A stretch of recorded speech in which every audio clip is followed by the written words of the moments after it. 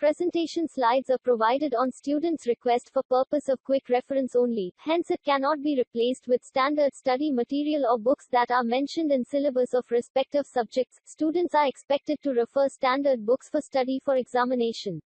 प्रस्तुति स्लाइड केवल त्वरित संदर्भ के उद्देश्य के लिए छात्रों के अनुरोध पर प्रदान की जाती है, इसलिए इसे मानक अध्ययन सामग्री या उन पुस्तकों से नहीं बदला जा सकता है जो संबंधित विषयों के पाठ्यक्रम में उल्लिखित है। छात्रों से परीक्षा के लिए अध्ययन करने हेतु मानक पुस्तकों को संदर्भित करने की उम्मीद है।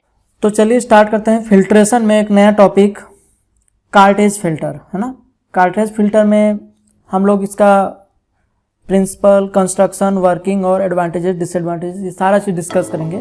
तो अगर आप इस चैनल पर नए हैं तो सब्सक्राइब कर लीजिए और अगर एट द एंड आपको वीडियो अच्छा लगे तो लाइक और शेयर कर दीजिएगा। तो चलिए बिना देरी किए स्टार्ट करते हैं। तो देखिए सबसे पहले हम लोग बात करते हैं प्रिंसिपल का। जो कार्ट्रिज फिल्टर होता है वो कौन से प्रिंसिपल पे वर्क कर रहा है, मतलब इसका सिद्धांत क्या है, वर्किंग प्रिंसिपल की बात कर रहे हैं हम लोग, ठीक है। तो देखिए cartridge filter is a thin porous membrane in which pre-filter and membrane filter are combined into a single unit। मतलब यहाँ पे दो फिल्टर का कॉम्बिनेशन है, ठीक है। दो अलग अलग तरीके का फिल्टर का कॉम्बिनेशन है। प्री फिल्टर का मतलब होता है जो बड़े बड़े कोर्स पार्टिकल हैं उसको पहले फिल्टर करके अलग कर देना, है ना, प्री फिल्टर। फिर जो उससे बच कर जो निकल के आएगा लिक्विड उसमें भी कुछ पार्टिकल्स होंगे जो फाइन पार्टिकल्स होंगे, है ना। तो अब उन फाइन पार्टिकल्स को कौन फिल्टर करेगा? मेम्ब्रेन फिल्टर करेगा। मतलब यहां पे कुछ पोरस भी है जो बड़े पार्टिकल को पहले रोक लेता है और जो छोटे पार्टिकल हैं उसको फिल्टर करने के लिए फिर अंदर इसकी और लेयर होगी जो फाइन पार्टिकल्स को फिल्टर करने का काम करेगा। तो यहां पे दोनों का कॉम्बिनेशन है, pre filter and membrane filter, ठीक है। The filtration action is mainly sieve like and the particle are retained on the surface, ठीक है। ये जो फिल्ट्रेशन है जैसे सीविंग होता है ना, उसी तरीके से ये भी काम करता है। ये क्या करता है? पार्टिकल को बाहर सरफेस पे रोक लेता है। पार्टिकल्स को कहां रोक लेता है? सरफेस पे, रिटेन ऑन द सरफेस, और सिर्फ क्लियर लिक्विड को ही अंदर जाने देता है, ठीक है। तो एक तरीके का आप ये बोल सकते हैं combination of pre filter and membrane filter, और ये भी एक तरीके का सरफेस में रोक ले रहा है, ठीक है। चलिए बात करते हैं कंस्ट्रक्शन की, इसकी बनावट कैसी है, ठीक है। तो cartridge filter has a cylindrical configuration made with disposable और चेंजेबल फिल्टर मीडिया। मतलब इसके पास एक सिलेंड्रिकल जो शेप का आप देख पा रहे हो, ये जो यहां पे पर्पल कलर में दिख रहा है, ये बैगनी कलर में जो नजर आ रहा है, ये हमारा क्या है? कार्ट्रिज है। एक्चुअल में यही फिल्टर है। ये जो बैगनी कलर का अंदर में जो नजर आ रहा है आपको कैंडल से, यही वो फिल्टर है जिसकी हम बात कर रहे हैं, है ना। इसको हम जब बड़ा करके देखेंगे तो इस तरीके का दिखेगा। हमने इसको जूम किया इसके अलग अलग लेयर्स को बताने के लिए, तो हमारा जो जूम करके जो इमेज आएगा वो इस तरीके का होगा, ओके। तो चलिए देखते हैं आगे क्या बात इसके अंदर है। तो these are made of either plastic और मेटल। ये जो फिल्टर मीडिया बना है या तो प्लास्टिक से बना हुआ होगा या मेटल से बना हुआ होगा, ठीक है। It consist two membrane filters. यहाँ पे दो मेम्ब्रेन है फिल्टर के लिए, मेड ऑफ पॉलीप्रोपाइलिन। ये किससे बना हुआ है? पॉलीप्रोपाइलिन। जो फिल्टर मेम्ब्रेन की बात कर रहे हैं वो, ये जो पूरा का पूरा कार्टेज है ये प्लास्टिक का या मेटल का हो सकता है, पर इसके अंदर फिल्टर जो मीडिया होगा, जो मेम्ब्रेन होगा वो पॉलीप्रोपाइलिन का बना हुआ होगा, ठीक है। अ pre filter and actual filter for filtration, है ना। इसके प्री फिल्ट्रेशन के लिए और एक्चुअली फिल्ट्रेशन के लिए। प्री फिल्टर का मतलब ये होता है कि जो कोर्स टाइप के पार्टिकल होंगे ना उसको पहले रोक लिया जाए, ठीक है, और जो छोटे पार्टिकल होंगे वो अंदर जाकर फाइन में जो मेम्ब्रेन होगा उससे फिल्टर होगा। A protective layer surrounded them. अब ये जो पूरा का पूरा जो फिल्टर है, जो कैंडल है, इसको एक प्रोटेक्टिव लेयर से कोट किया हुआ होता है ताकि डैमेज ना हो और इसकी स्ट्रेंथ बनी रहे, है ना। The cartridges are housed in a holder, मतलब ये जो हम कार्टेज की बात कर रहे हैं इसको एक होल्डर के अंदर फिट किया जाएगा, जिसको हम बोल रहे हैं कार्टेज होल्डर या हाउस। हाउस का मतलब होता है जहां पे इस सबको सेट कर दिया जाए, है ना, हाउसिंग करना, मतलब उसके अंदर इसको फिट करते जाएंगे। तो ये होल्डर है, ये जो पूरा टैंक नीचे का दिख रहा है ये होल्डर है, जिसके अंदर ये बहुत सारे कार्टेज, एक या एक से ज्यादा कार्टेज हो सकते हैं, कहीं कहीं पास 2 भी होते हैं और कहीं के पास कई सारे होंगे, ठीक है। A number of cartridge can be placed in the same housing, एक ही हाउसिंग के अंदर, मतलब जिसके अंदर हम इसको फिट कर रहे हैं उसके अंदर कई सारे कार्टेज हो सकते हैं। The housing is closed with a lead, अब ये जो हाउसिंग है इसको ऊपर से देखो ये ढक्कन की तरह एक और है जो लीड का काम करता है, उससे ये क्लोज हो जाता है, बंद हो जाता है। The housing has provisions for slurry inlet and filtrate outlet, ये जो पूरा का पूरा हाउसिंग है जिसके अंदर ये पूरा कार्टेज फिल्टर को सेट किया जा रहा है, इसके अंदर स्लरी के इनलेट के लिए जगह होगी, ये जो दिख रहा है आपको ग्रीन कलर से यहाँ पे, यहां से स्लरी अंदर आएगा, और आउटलेट जो फिल्टर होने के बाद लिक्विड जाएगा उसके बाहर निकलने के लिए जगह होगी, ठीक है। और जो फिल्टर केक बनेगा उसके डिस्चार्ज के लिए भी एक सेपरेट फिल्टर असेंबली होगा जहां पे डिस्चार्ज केक इकट्ठा हो रहा होगा, है ना। तो कंस्ट्रक्शन में एक बार गौर से देखते हैं क्या क्या है, हाउसिंग है, कार्टेज है, कार्टेज एक से ज्यादा हो सकता है हाउसिंग के अंदर, या बोल सकते हैं कार्टेज होल्डर के अंदर ये फिट हो जाएगा, एक से ज्यादा या कई हो सकते हैं। इसमें स्लरी के इनलेट के लिए जगह होगी और आउटलेट के लिए, फिल्ट्रेट के आउटलेट के लिए। तो अभी हम लोग वर्किंग में देखेंगे कि कैसे फिल्टर होता है ना। इसके अलावा ये जो कार्ट्रेज है इसका भी स्ट्रक्चर देख लेते हैं। देखो कार्ट्रेज कई लेयर से बना हुआ है, हम लोग पहले ही बोल रहे हैं कि इसमें कॉम्बिनेशन है प्री फिल्टर और मेम्ब्रेन फिल्टर का, तो हम लगे हाथ उसकी भी बात कर लें क्योंकि यहां हम कंस्ट्रक्शन की बात कर रहे हैं। तो देखिए हमारे पास सबसे पहले अंदर का जो एरिया है, सबसे अंदर का, जिसको अभी मैं पिंक करने वाला हूं, है ना, तो ध्यान से देखिएगा, ये जो अंदर का जो लेयर है ना, ये ले लेते हैं, ये जो अंदर का जो लेयर है, अभी जो मैं पिंक कलर से आपके सामने डार्क कर रहा हूं, ये जो अंदर का लेयर है ये क्या है, दोनों साइड आपको ये दिखेगा। हम लोग इसको लॉन्गिट्यूडनल एक्सिस से, मतलब सेक्शन से देख रहे हैं ना, लॉन्गिट्यूडनल सेक्शन, हमने लंबा लंबा इसको काट दिया है। तो ये जो पिंक कलर का भी मैंने लाइन बनाया है, ये क्या चीज को बता रहा है, ये बता रहा है आपके नॉन फाइब्रस सपोर्ट नेट की। ये एक तरीके का सपोर्ट है, जैसे जाली होता है ना जिसके ऊपर हम बाकी चीज को सेट करते जाएंगे, तो ये वो नॉन फाइब्रस, फाइबर का नहीं बना होगा, नॉन फाइब्रस सपोर्ट नेट एक तरीके का जाली है, मेटल का बना हो सकता है या प्लास्टिक का बना हुआ हो सकता है, इस तरीके का, जैसे आप लोग देखते हैं ना जाली रहता है, ताकि एक इसके ऊपर हम किसी चीज को सपोर्ट दे सकें। तो ये सपोर्ट का काम करेगा, जो हमने अभी पिंक कलर का अंदर की ओर किया हुआ, ठीक है। इसके बाद अगला जो आता है इनर सपोर्ट कोर आता है, इनर सपोर्ट कोर। इसके ऊपर एक, क्योंकि हमको फाइन फिल्ट्रेशन करना है तो हमको अंदर से एक सपोर्ट कोर की जरूरत पड़ेगी। तो अब जो मैं ब्लू कलर से जिसको हाईलाइट कर रहा हूं, ये आपका इनर, ये जो अभी मैंने ब्लू कलर का किया हुआ है हाईलाइट, ये हमारा इनर सपोर्ट कोर है, ठीक है। यानी सबसे पहले नॉन फाइब्रस सपोर्ट के ऊपर एक इनर सपोर्ट कोर होगा। अब इसके ऊपर ये दो चीज तो सपोर्ट का काम करने वाले, है ना, ये जो दोनों चीजें थी ये सपोर्ट का काम करने वाली थी। अब इसके ऊपर आएगा मेम्ब्रेन, सबसे फाइन वाला, क्योंकि सबसे अंदर की तरफ होगा जो एक्चुअल फिल्ट्रेशन वही होगा। तो अभी जिसको मैं ग्रीन कलर से हाईलाइट कर रहा हूं वो है आपका वो मेम्ब्रेन जिसमें से एक्चुअली फिल्ट्रेशन होने वाला है,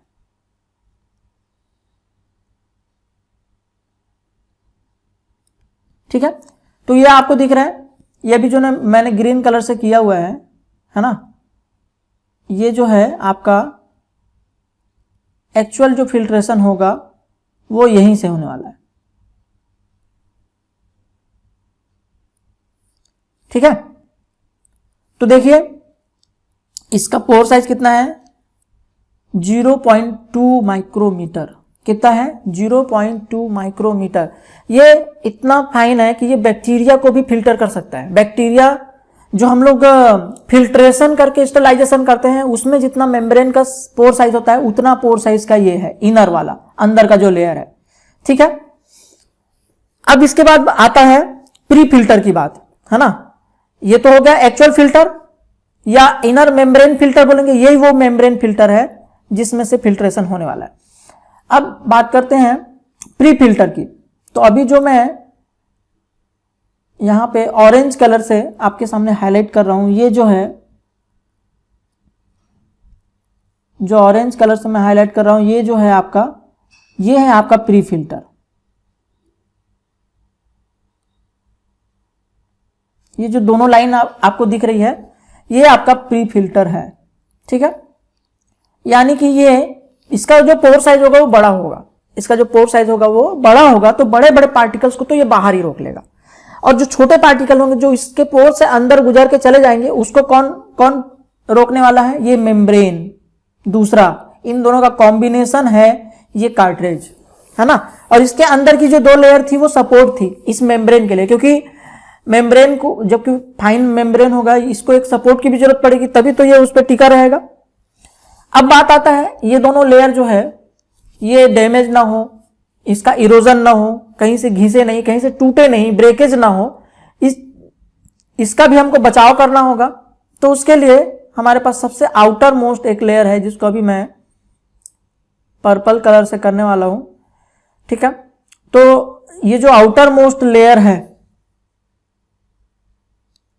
आप देख पा रहे हो, जिसको मैंने अभी ये डार्क किया हुआ है बाहर से पर्पल कलर से, है ना, या अपन इसको पिंक से भी देख सकते हैं ताकि ये थोड़ा सा हाईलाइट हो जाए।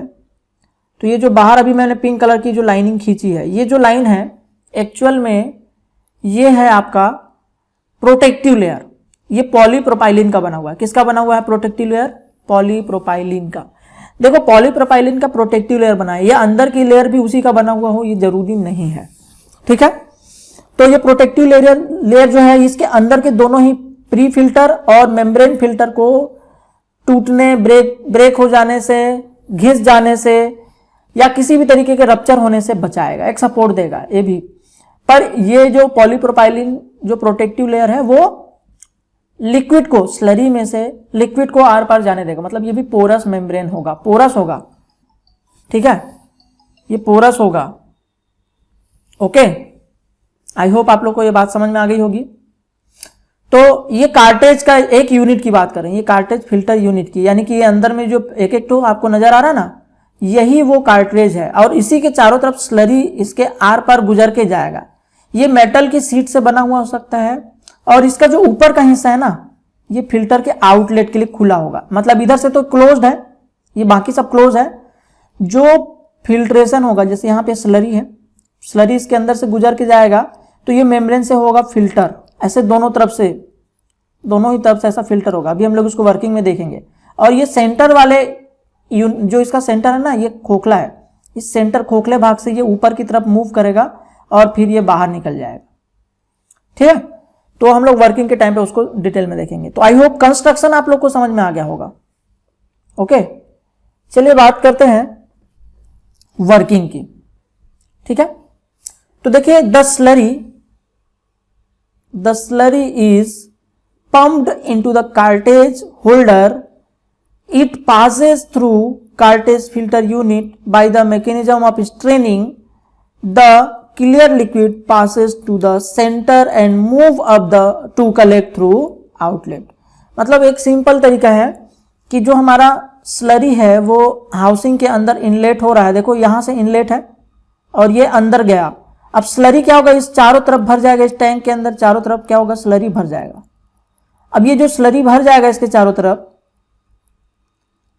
अब क्योंकि यहां से स्लरी को इनलेट दिया जा रहा है, दबाव के साथ इसके अंदर जा रहा होगा, तो अब वो स्लरी क्या होगा, इस मेम्ब्रेन कार्ट्रेज के आर पार गुजरेगा, है ना, कार्ट्रेज के आर पार गुजरेगा। तो देखो यहां पे हम लोग एक यूनिट को यहां पे हम दिखा रहे हैं, एक यूनिट को कैसे तो देखो यहां से सॉलिड, ये जो आप देख रहे हो, जो बड़े बड़े पार्टिकल्स इसके सरफेस पे रुक गए, है ना। कुछ पार्टिकल जो थे जो प्री फिल्टर से, यानी ये जो येलो कलर का जो लेयर है वो क्या है, प्री फिल्टर है, और ये अंदर की तरफ जो दिख रहा है डार्क कलर का वो क्या है, मेम्ब्रेन फिल्टर है, उसको बता रहा है, ठीक है। तो प्री फिल्ट्रेशन में बड़े पार्टिकल रुक गए, मेम्ब्रेन फिल्टर में और जो चले गए, और जो ये ब्लू कलर का जो आर पार चला जा रहा है ये उसमें लिक्विड को बता रहा है, जिसको एक्चुअल फिल्टर होके आर पार गुजरना है। तो आप देख पा रहे हो ब्लू कलर का ही जो डॉट है वो आर पार जा रहा है, बाकी जो है ये इन दोनों लेयर में फिल्टर हो जा रहा है। समझ में आ गई बात, है ना।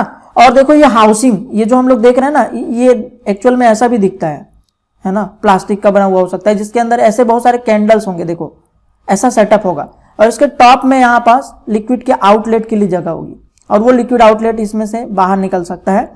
और इसमें एक इनलेट के लिए, ये जो हाउसिंग है इसके चारों तरफ एक ऐसा तरीके का एक टैंक होगा, इस टैंक में लिक्विड को अंदर भेजने के लिए कोई ना, है ना, तो ये इस तरीके से इसके चारों तरफ एक टैंक होगा जिसमें से फिल्ट्रेशन हो रहा है, और वो जो लिक्विड होगा वो इस कैंडल को पार करेगा, है ना, इस कार्ट्रेज को पार करेगा, और इसके अंदर से होकर गुजरता हुआ इस अल्टीमेटली सारे यूनिट्स में से गुजरता हुआ इसको पार करेगा और इसमें से आर पार निकल जाएगा, है ना।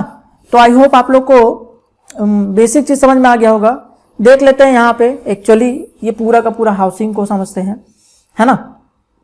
तो देखो यहाँ से आपके सामने एक एनिमेशन ये भी है जहाँ पे हम सीरीज में भी लगा सकते हैं। कार्ट्रेज का अलग अलग डिजाइन हो सकता है, कार्ट्रेज फिल्टर का अलग अलग डिजाइन हो सकता है, सीरीज में भी लगा सकते हैं इस तरीके से, और एक के बाद एक कई सारी सीरीज में जोड़ सकते हैं।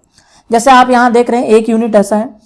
अब ये जो आप लोग देख पा रहे होंगे यहाँ पे ये जो एरो से गुजर के ये सराउंडिंग में आ रहा है, एक्चुअली ये कहाँ पे आ रहा है, इसी हाउसिंग वाले एरिया में आ रहा है। तो इसके अंदर यहाँ से इनलेट होगा, है ना, यहाँ से आपका इनलेट होगा।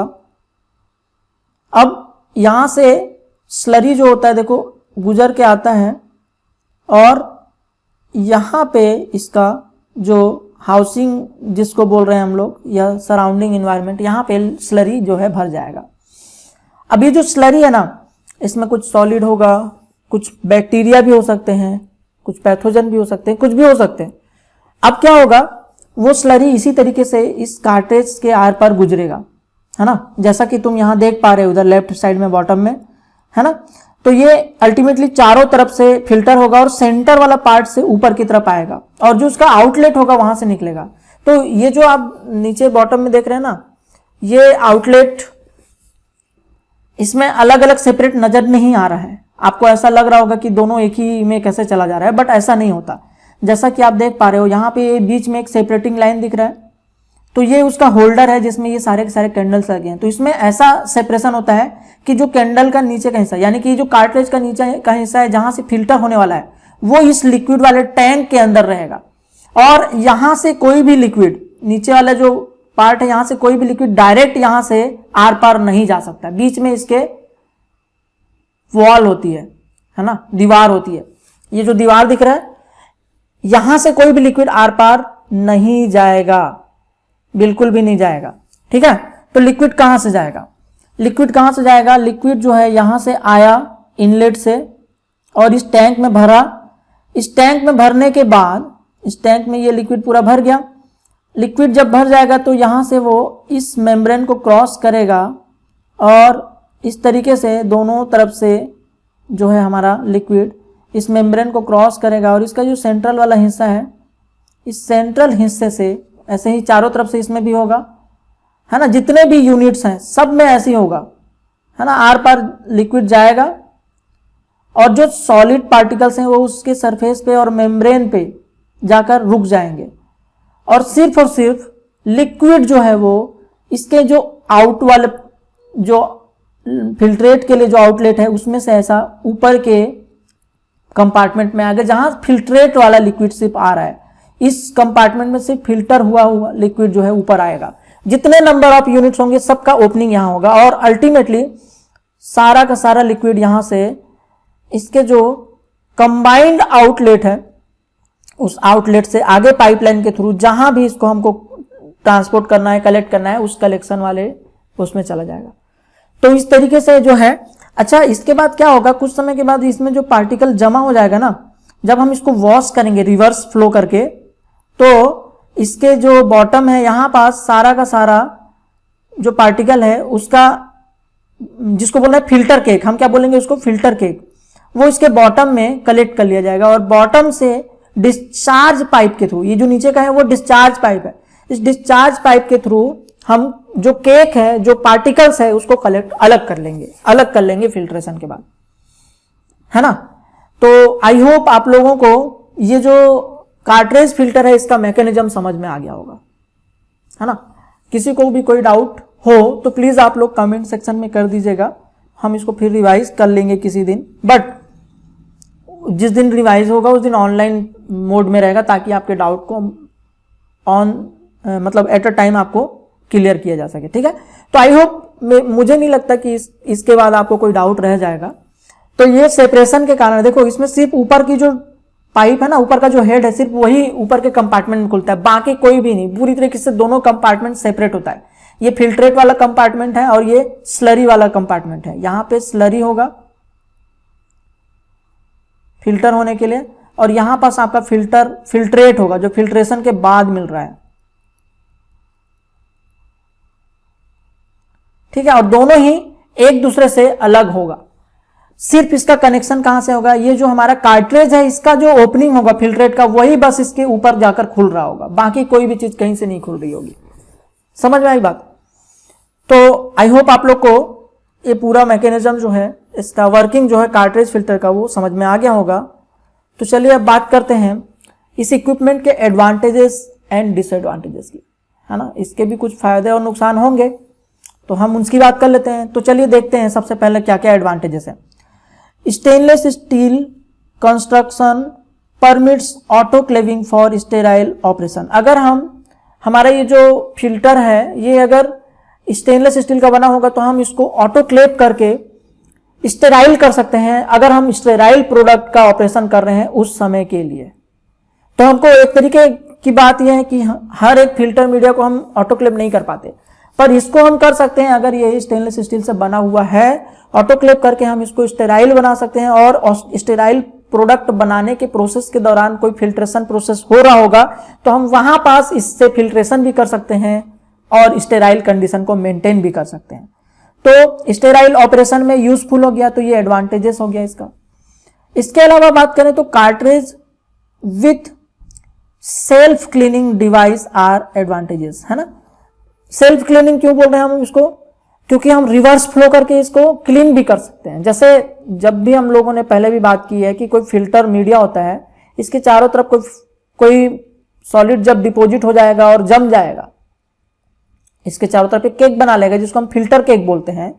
तो जब हम इसके आउट वाला पोर्शन से, जहां से हमारा फिल्ट्रेट जा रहा था, वहां से अगर हम वाटर का रिवर्स फ्लो कराएं तो रिवर्स फ्लो से ये वाटर इस पे दबाव डालेगा और ये जो पार्टिकल इसके सरफेस से चिपक गया है ना, उस चिपके हुए पार्टिकल को अलग कर देगा, गिरा देगा। तो ये सेल्फ क्लीनिंग हो गया, इसी को बोल रहे हैं सेल्फ क्लीनिंग डिवाइस। तो सेल्फ क्लीनिंग प्रोसेस से और एडवांटेजेस हो जाता है कि हमको इसको अलग से क्लीन करने के लिए खोलना, फिर उसको क्लीन करना, ये जरूरत नहीं पड़ेगी। समझ में आई बात? तो इससे हमारा क्या होता है, इजी हो जाता है, प्रोसेस आसान हो जाता है। इसके अलावा देखो, rapid disassembling was well as reuse for filter media is possible. मतलब अगर हमको इसमें फिल्टर मीडिया को चेंज करना हुआ, है ना, जैसे कि हम लोगों ने पहले बोला था डिस्पोजेबल और चेंजेबल। डिस्पोजेबल और चेंजेबल टाइप का इसमें फिल्टर मीडिया होता है। अगर फिल्टर मीडिया को चेंज करना तो हमको इसको खोलना पड़ेगा। तो डिसअसेंबलिंग का मतलब होता है, या डिसमेंटलिंग का मतलब होता है खोलना। तो इसको खोलना बहुत आसान है और फिट करना फिर से बहुत आसान है। तो ये रैपिड है, बहुत जल्दी से हम इसमें से खोल के बदल के फिर से इसको यूज कर सकते हैं। तो रैपिड है, तो ये एडवांटेजेस हो गया, ठीक है। इसके अलावा देखो, कार्ट्रिज आर नॉट ब्रिटल। जो कार्ट्रिज है ना, ये ब्रिटल नहीं है। मतलब ऐसे थोड़ा सा भी इस पे स्ट्रेस आया, थोड़ा सा भी इस पे दबाव पड़ा तो टूट नहीं जाएगा। तो जब ये ड्राई होंगे, व्हेन दे आर ड्राई, तो ये ब्रिटल नहीं होते। ब्रिटल नहीं होने से इसमें डैमेज, मतलब स्ट्रेंथ ज्यादा है, तो ये डैमेज नहीं होगा आसानी से। वैसे भी हमने इसके चारों तरफ हमने एक कोट भी दे रखा है ना, पॉलीप्रोपाइलिन का हम लोगों ने इसके चारों तरफ एक कोट भी दिया हुआ था ना, तो वो जो कोट है वो उसको और स्ट्रेंथ देता है। तो ये एडवांटेजेस हो गया। They are used as inline continuous filtration with reduced handling of solution, it minimize the chance of contamination, है ना। हम इसको बार बार खोलना नहीं पड़ेगा, इनलाइन कंटिन्यूअस फिल्ट्रेशन कर सकता है, ये लगातार फिल्ट्रेशन का काम कर सकता है ना। तो रिड्यूस मतलब हैंडलिंग सॉल्यूशंस, हमको ज्यादा हैंडल नहीं करना पड़ेगा। एक बार एक जगह से इनलेट दे दिया, दूसरी जगह से आउटलेट दे दिया, लगातार फिल्ट्रेशन हो रहा है। तो ये इसका एडवांटेजेस हो गया, कंटिन्यूअसली हम इसमें काम कर सकते हैं, है ना, बिना रुके। अब जहां पे कुछ फायदे हैं, कुछ ना कुछ तो कमी या लिमिटेशंस होगी, कुछ ना कुछ डिसएडवांटेजेस होगा, तो उसकी बात कर लेते हैं। तो देखिए, cost of disposable element offsets the labour saving in term for of assembly and cleaning of cartridge clarifying. तो देखो, सबसे पहली बात डिस्पोजेबल एलिमेंट्स है, तो उसका कॉस्ट या उसको असेंबली करना, उसको हटाना, उसके लिए हमको एक लेबर कॉस्ट लगेगा, उसको रिपेयर करने वाला लगेगा। तो ये उसको क्या कर रहा है, या उसकी असेंबली को क्लीनिंग करना, कार्टेज को क्लीनिंग करना, क्लैरिफाई करना, इन सब के लिए कुछ खर्च तो आएगा, है ना। मान लो ये खराब हो रहा है तो उसको रिप्लेस कर रहे हैं तो उसका खर्च आ रहा है, या इसको क्लीनिंग करने का कुछ खर्च आएगा, तो वो आएगा कुछ समय के बाद। ऐसा नहीं कि हर 1 घंटे में क्लीनिंग करनी पड़े, नहीं, पर एक लंबे समय के बाद इसका भी एक लाइफ पीरियड होगा, उसके बाद इसको क्लीनिंग करना पड़ेगा या रिप्लेस करना पड़ेगा, तो उससे कुछ ना कुछ कॉस्ट आएगा, तो ये उसका डिसएडवांटेज हुआ। इसके अलावा देखो, a number of manufacturer provide the components which are generally not interchangeable between suppliers. Between suppliers का मतलब एक कंपनी का कोई भी अगर मटेरियल है तो दूसरी कंपनी वाले उसमें वो फिट नहीं होता, मतलब सेम कंपनी का आपको ढूंढना पड़ेगा, मतलब इंटरचेंजेबल नहीं है, तो जो कॉस्ट पड़ रहा है वो कॉस्ट तो पड़ेगा ही, है ना। ये जो अलग अलग सप्लायर होते हैं उनमें ये इंटरचेंजेबल नहीं है। इसका कहने का मतलब ये है कि मैं किसी एक कंपनी का फिल्टर खरीदा और मैं इस पर चाहूंगा कि किसी दूसरे कंपनी का ये फिल्टर का कैंडल इसमें फिट कर दूं, तो वो फिट नहीं होगा, मतलब ये ऐसी बनावट ही अलग अलग कंपनी का होगा, तो ये मेरे लिए एक लॉस है, क्योंकि हो सकता है जो दूसरी कंपनी का ये प्रोडक्ट है वो सस्ता पड़ रहा है लेकिन वो इसमें फिट नहीं बैठ रहा है, इसलिए हम उसको फिट नहीं कर पा रहे, तो हमारे लिए वो एक इनकन्वीनियंट हुआ। ऐसा होता कि ये चेंजेबल, जैसा हम लोग बैटरी होता है, तुम देखे होगे घड़ी की बैटरी, तुम कोई भी कंपनी का बैटरी लगा सकते हो, है ना। या आपने कई बार देखा होगा कि जैसे हमारे घर पे बल्ब होते हैं या कई ऐसे इंस्ट्रूमेंट या मशीन होते हैं जिसको तुम किसी दूसरे कंपनी से भी रिप्लेस कर सकते हो, तो वो इंटरचेंजेबल कहलाते हैं। पर अगर वही कंपनी लगेगा, वही ब्रांड लगेगा, है ना, तब तो तुम इंटरचेंजेबल नहीं कर पाओगे, बदल नहीं पाओगे, पूरा सेटअप ही बदलना पड़ेगा एक चीज के बजाय, तो उससे कॉस्ट बढ़ जाएगा। या फिर कभी कभी ये भी होता है ना कि अब दूसरी कंपनी का प्रोडक्ट हम ले नहीं सकते और जिस कंपनी का है उस कंपनी का महंगा पड़ रहा है, तो ये कुछ डिसएडवांटेज हो सकता है समटाइम, ठीक है, होता भी है। ओके, तो ये हो गया आपका कार्ट्रिज फिल्टर का एडवांटेज एंड डिसएडवांटेज। यूजेस की बात करें तो cartridge filter is particularly useful for the preparation of particulate free solution. Particulate free मतलब ये जितने भी पार्टिकल्स होंगे उसको रिमूव कर देगा, फिल्टर कर देगा। For parenteral and ophthalmic use, अगर कोई सॉल्यूशन बनाया है पेरेंट्रल रूट के लिए या ऑप्थेल्मिक रूट के लिए तो उसके लिए ये कार्ट्रिज फिल्टर काम आ सकता है ना। This filter holder will possess 1000 to 15,000 litre of sterile solution per hour. ये जो है ना प्रोसेस कर सकता है, 1 घंटे के अंदर 1000 से लेके 15,000 लीटर तक सॉल्यूशन को फिल्टर कर सकता है। तो ये इसका यूज हो गया, है ना। समझ में आई बात? आई होप आप लोग को समझ में आ गया होगा। फिल्ट्रेशन इसमें हम कोई भी कर सकते हैं, इवन ये जो कार्ट्रिज फिल्टर होता है जो हमारे घर के अंदर जो आप लोग देखे होंगे एक्वागार्ड वगैरह होता है, जो वाटर प्यूरिफायर यूज होता है, वहां पास भी इस टाइप के फिल्टर का इस्तेमाल होता है जो पानी को प्यूरिफाई करने में मदद मिलता है। बैक्टीरिया उसमें फिल्टर हो जाएगा, पार्टिकुलेट्स होंगे वो फिल्टर हो जाएगा और तुमको जो वाटर मिलेगा वो क्लीन होगा, पार्टिकुलेट फ्री होगा, है ना। तो ये ड्रिंकिंग वाटर क्लीनिंग के लिए भी हो सकता है, या ऐसे हर प्रोसेस में जहां पे हमको क्लियर सॉल्यूशन की नीड होगी वहां पे इसका यूज हो सकता है, ठीक है। तो ये एडवांटेजेस हो गया। ओके, तो चले अब ये जो हमारा जो कार्ट्रिज फिल्टर है ये कंप्लीट होता है ना। अगर आप इस चैनल पे नए हैं तो सब्सक्राइब कर लीजिए, और अगर आपने इस चैनल आपको ये वीडियो अच्छा लगा तो इसे लाइक और शेयर कर दीजिएगा। तो मिलते हैं नेक्स्ट क्लास में किसी दूसरे इंस्ट्रूमेंट के साथ, और अगर आप चाहते हैं कि किसी और टॉपिक पे, किसी और सब्जेक्ट के किसी पर्टिकुलर टॉपिक पे आपको एक वीडियो लेक्चर चाहिए तो आप लोग कमेंट सेक्शन में लिखिए, ताकि अगर मुझे उसमें ज़्यादा रिक्वेस्ट आता है तो मैं उसकी जल्द से जल्द आपको वीडियो लेक्चर प्रोवाइड करने की कोशिश करूँगा, ठीक है। तो मिलते हैं नेक्स्ट क्लास में किसी और इंस्ट्रूमेंट के साथ। Thank you.